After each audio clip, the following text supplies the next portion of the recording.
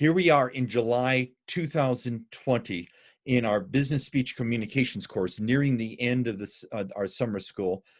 And I thought I would talk a little bit, now that we have a lot more skills in business speaking and the business communication process, talk about your own personal career development.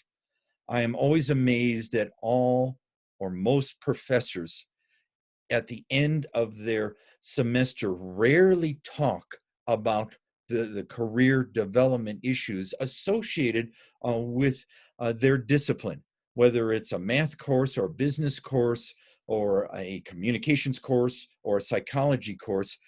You receive throughout the whole semester a lot of information and skills, but a lot of times we students are left with, well, that's great. What do I do with this stuff? Very rarely do we have a chance to talk about your careers.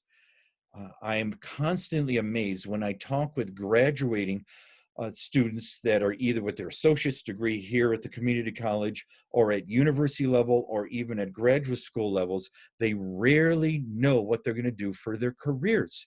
Here they've spent all their time and energy and money investing themselves into a future, but they don't know what to do about it.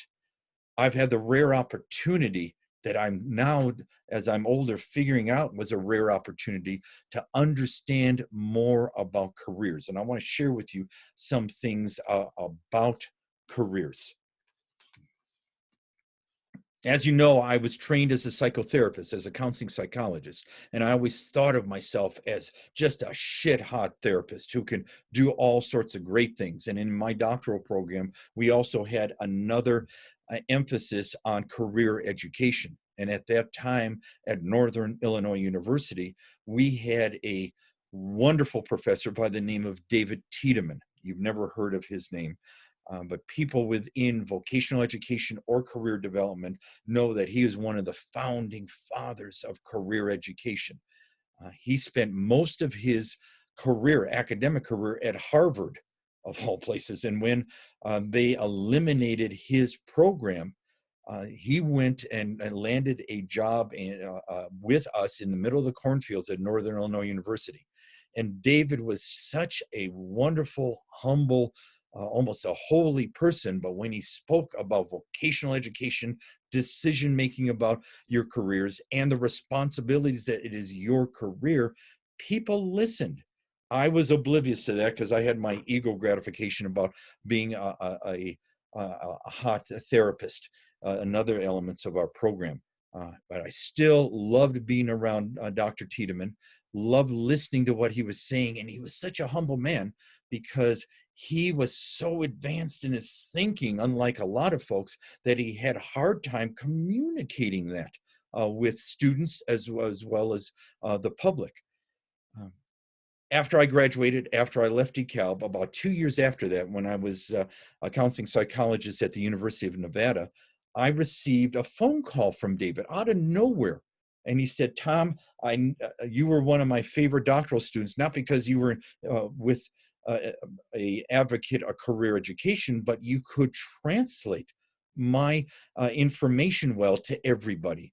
And he had a 5-year grant from General Motors Corporation that involved having what he called a career assembly that went on for 2 different summers. We had it at the University of Southern California, and he called me up to ask him to coordinate that, to facilitate a couple of the breakouts sessions on that. And I jumped on that just to be around David again. Again, I didn't have much knowledge about career education or interest in it. And in that long weekend at the University of Southern California, all the major career and vocational theorists and counselors and authors came to that. And I was just overwhelmed with this notion of career. And it was much more than deciding what job to have.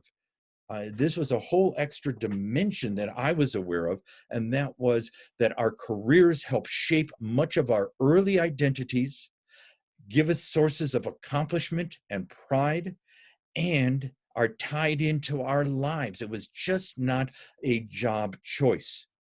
After I had that experience at the Career Assembly at USC with David, I started thinking more. David Tiedemann extended the notions of vocational choice or decision making about where you're going to go, and to call it what we ended up calling life career. One word, life career. And he said that our careers provide so much of our identities throughout our lives that we need to integrate it more with our careers. What happened, unbeknownst to me, is that I started becoming around a group of what we call the Gang of 17. In the early 1990s, we had a group of us that were some of the best educators, speakers, and trainers and futurists that we started talking about the future. We were the second group to be able to go on this newfangled thing called the internet, and had a secure chat room where every Tuesday evening, 6 o'clock Western time, 9 o'clock Eastern time, that we would all meet on the secure chat room on the internet, and they had to tell me how to make that secure. And we would have live chats on our research about the future trends, future directions, and also how it involved careers. And one of the things we always talked about is what would be the future of what we call the typical 21-year-old. And we started looking at that and combining that. Well, it was a chat room, but it was far from live, because with the technology of the time, we would type. We didn't have video conferencing. We would type in a response or talking about data, and it would come up about a minute and a half later. And that's as accurate as lifetime as we could back then. But we always asked this question: what would be the life of the typical, if there is such a thing as a typical 21-year-old? What would their lives be like? And we always started talking about them. Here's some things that have stood the test of time, and it makes even more sense today in the hectic and scary times of 2020.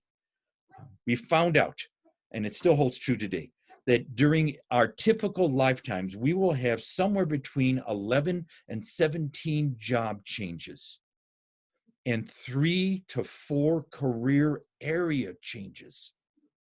The days of your parents or grandparents being a 30-year company person and retiring from that company are gone due to what's going on with business and due to other opportunities. We're going to have 11 to 17 job changes.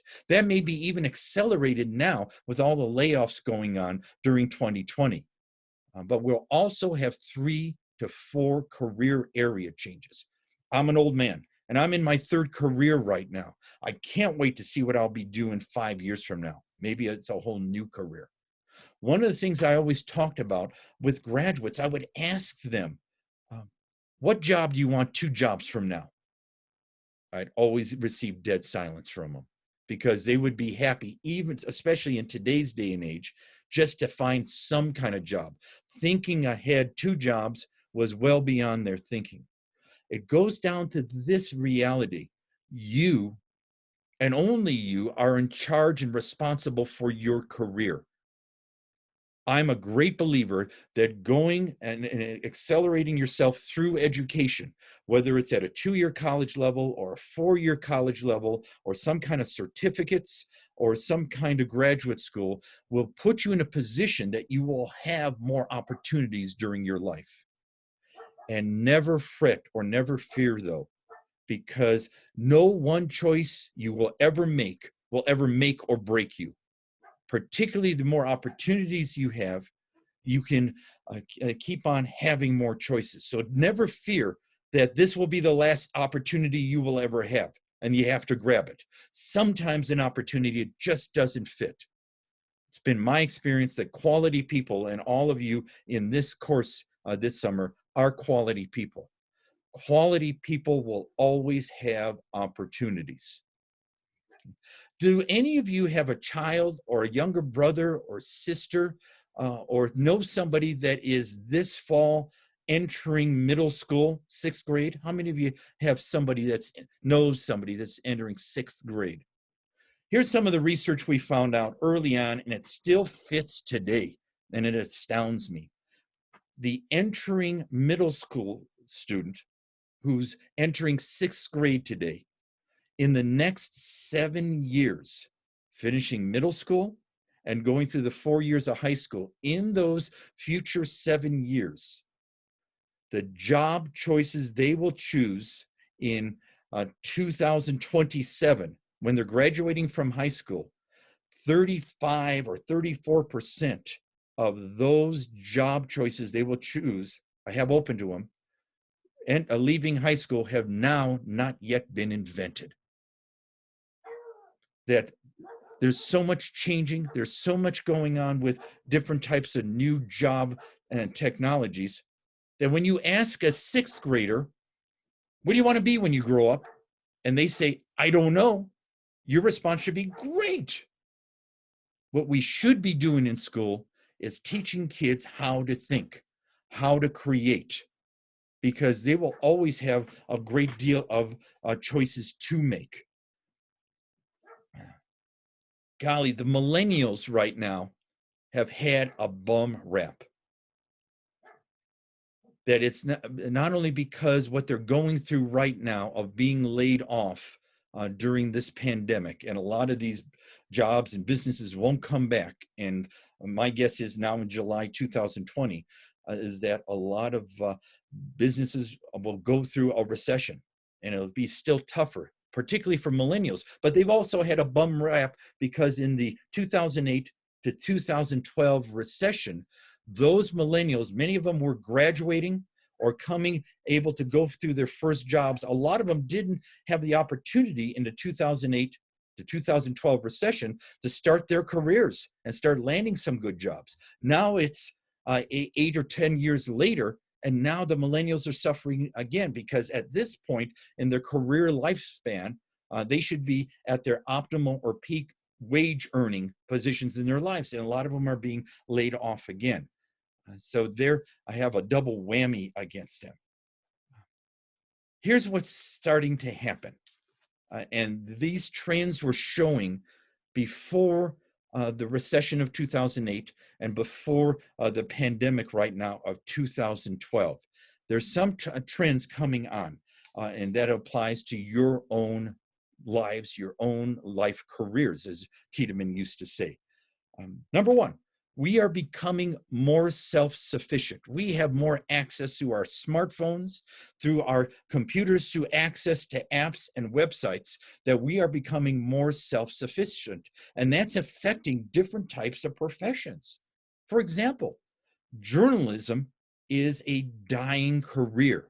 Not only are news agencies laying off more people and consolidating for more national levels and less local levels, more journalism schools, J schools, are even closing up because there isn't a profession as much in demand anymore as journalism. This may also be evident in accounting. We can do our own taxes. Most of us do our own personal taxes. Most of us can do our own business accounting by ourselves with cool software programs. And a lot of accountants who talk to me saying they don't want to become young people that become accountants right now, because that may be a dying breed as well. What is obvious, that retail is become a dying industry, especially for brick and mortar buildings. Right now, I can order a book off of Amazon and have it in 2 days. Think about also something that just started occurring in about the last 5 years, and that was we can even shop for our groceries electronically, and there will be people giving us food or giving us food, sending us food that we can set up our own meals for the next week or 2 weeks. Us going to a supermarket may be a thing of the past. There are more changes going on in our lives. The bottom line is, with our reliance on technology, we can become more self-sufficient in areas we never even thought of before. Given that, how does that affect your futures, your careers? Here's some other trends that are happening. In many businesses and industries and professions, big corporations will not want to hire you at an entry level full time. They would much rather have you be a consultant or a contract worker or being a part of a project. You see, hiring somebody new full-time involves an additional 35 to 38% added to your salary about the benefits they have to pay you. And whether it's your health insurance or retirement, is that they would much rather have you for your skills now than to hire you full time and pay you an additional 35 to 38% off of their top of their budget for that. That means there are going to be more part-time jobs you will have in your lives. There will be maybe more job sharing that you'll have. You'll be hopefully self-employed. Some of you still have dreams to run your own business, whether it's selling a product or service or doing some kind of consulting. Have you ever heard of a gig economy, GIG? That is taken off of the musicians or the stand-up comics way of working, where they have a gig, whether it's a one-night engagement or performance, or a gig that lasts for a week or a month. More and more, especially you younger millennials, will have a gig lifestyle where you'll go from project to project to short-term engagement onward. There will be more consulting going on. There will be more virtual meetings going on. So working in an office, even if you have a part-time or full-time job in a big office, may be a thing of the past. You ever heard of a cube farm? That was what a lot of big businesses mockingly talked about their room setups, that everybody was in cubicles. And like prairie dogs, they would be called prairie dogging. When someone had an idea from a different cubicle, you'd stick your head up over the cubicle and say what's going on. Even worse than the cubicles, what's been happening in a lot of high-tech offices in the last 10 years of having all of the folks sitting right next to each other, thinking that they'll be more productive collaborating with each other. People need their privacies. And the most recent research, as of last Sunday on the TV show Sunday Morning, said that people are about 70% less efficient and effective when they're sitting side by side with people where they can't collect their thoughts, much less collaborate effectively. More and more of these high-tech tech operations that are having their employees work from home or job sharing right now, that may very well be a permanent way. Given all of these realities, that may be scary. I am a great believer that with your job opportunities and career directions coming out of the pandemic, and maybe with the upcoming recession, there are going to be great opportunities for you if you know how to proact, to start looking at what you can do. Let me give you some kind of ideas to keep in mind. I started saying this about 30 years ago, and there wasn't the research of it, and it's starting to come more true right now. And that is this: the age of the specialist is a dying breed. What is replacing it is the age of the generalist. Now, let me define myself here. The generalist is not a person who is a jack of all trades, master of none. The generalist is not a person who does a scattering of things in a haphazard way. They're not an eclecticist. An eclecticist does a spattering of things. No, a generalist is a person who has a series of specializations, special training and education, specialized experiences, and uses those specializations to combine with another specialization that combines and almost weaves itself with other specializations, so that you become a generalist, that you become an expert in many areas. Because what is going to be needed and demanded in businesses in the future requires people that have a series of experiences, full experiences and full backgrounds with it. that the generalist is going to be in demand. That means give yourself opportunities, whether it's education or training or work experiences, so that you have all of these and you start weaving these together. I was just talking with my positive psychology course about this notion of career development, say within psychology. A lot of them want to become psychologists, and I asked them, what kind of psychologist? And they shrugged their shoulders saying, I don't know. That practitioners in psychology are a good example of people that can become generalists and start weaving together a series. The psychologists of the future may have some academic research areas.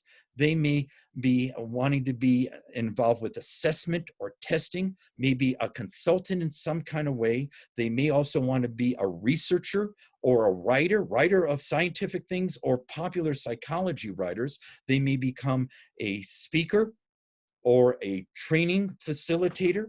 They may also be involved in doing some form of private practice. All of those apply for them. So part of them learning what their futures are is how to weave these areas of specialization to become a generalist. The bottom line, my theme here is that you have control over your careers. Don't be grateful for a job. Look at it 2 jobs in advance, seeing how this will propel you into doing things. One of the greatest complaints a lot of young workers, millennials and younger, have is that their jobs are not fulfilling to them. There is some kind of notion out that everybody is supposed to have a calling. And a lot of entry-level positions people become frustrated saying, I'm not having my personal needs met. There is no way for me to transcend myself through my work. This is not my calling. Well, most jobs and even some careers that you involve with organizations isn't supposed to fulfill your needs, isn't supposed to give you a chance to fulfill your calling. You see, there's a difference between a job, a career, and a calling. The best example of that is the old classic story of there were 3 different bricklayers working side by side. And a person came up to the first bricklayer and said, what are you doing? And he says, I'm laying bricks in rows. That person went on to the next bricklayer and asked her, what are you doing? And she says, I'm building a church. Oh. That person went on to the third bricklayer and said, what are you doing? And he says, I am building God's house. Even though all 3 of them were doing the same task, their identity surrounding that was quite different. The first person, who was just laying bricks, was having a job. The second person, who was building a church, had a bigger perspective, and that is having a career. The third person, who was building God's house, was having a calling. You will be lucky in your life careers sometimes to think about, I'm having a calling. But if you don't have a calling, you can be very successful and satisfied having a career. Interestingly, back in the 15th century, there was the Renaissance concept of a vocation. Vocation back then was defined differently than we define a vocation today.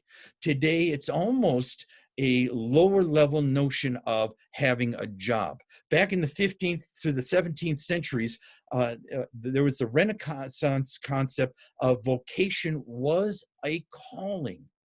That literally the word vocation came from the Latin root vocare, which meant to call. The Reformation theologians, Martin Luther and John Calvin especially, affirmed that everyone back then had a calling, possessing some kind of God-given gifts that was called to use them in a loving service to their neighborhood. It was a sense of personal destiny and transcended the class section of the day. If you've ever taken my positive psychology course, we did some assessments that came out with your signature strengths.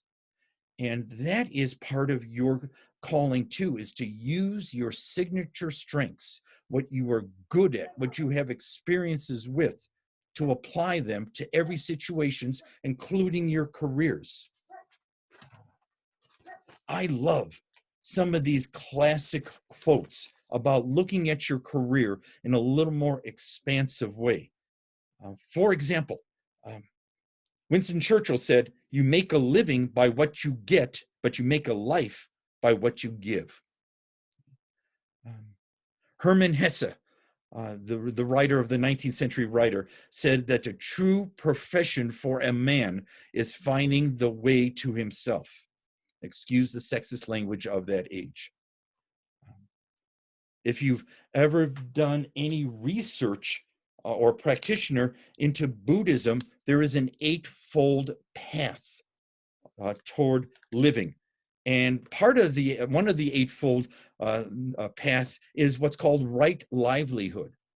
Learning how to follow your job, your output into a career and doing it in the correct way. Centuries before that, Confucius said, "Find a job you love and you will never work a day in your life." Nice. Pearl S. Buck, the anthropologist and researcher, had a marvelous phrase. She said, the secret of joy in work is contained in one single word: excellence.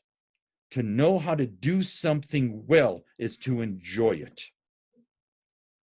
Alan Watts, the English writer on Zen Buddhism, said this: "This is the real secret to life, to be completely engaged in what you are doing in the here and now. And instead of calling it work, realize that it is play." Part of your immersion into your life career is being so personally involved. As we talked about in this class, getting away from this time clock mentality. When you clock in for the day, you're clocking out your responsibility for the next 8 or 10 hours. No, the true professional is involved and immersed in what he or she does, that there is a personal extension of what they do.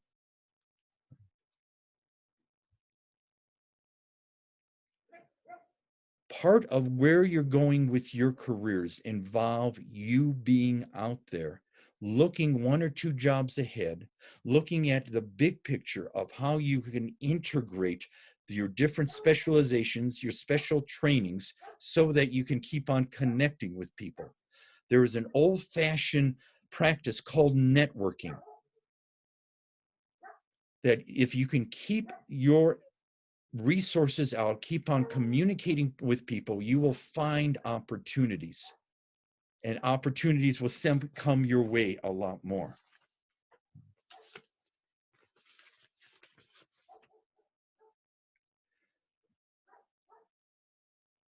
Now I'm older and I start talking with people who have retired. And a lot of times I'll talk to them and say, "What are you doing now?"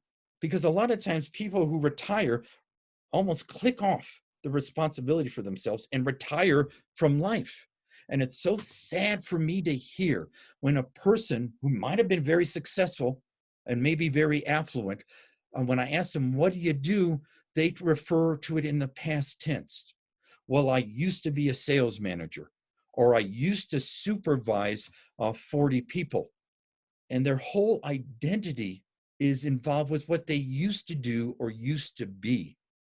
Your life career is integrated into, your career is part of you, not only your identity when you're younger, but you're immersing yourself. For me, the true professional, no matter what that is you being so actively involved in what you do and serving others that it ceases to be a job. So that means your careers may be multiple. And there may be some kind of pattern to your career development. My goal is to have you start thinking in the broader picture, that what you're being trained for today, the opportunities you have today, use those in a bigger picture. Where are you going to go? What's going to bring you the greatest satisfaction? If it is a job, wonderful.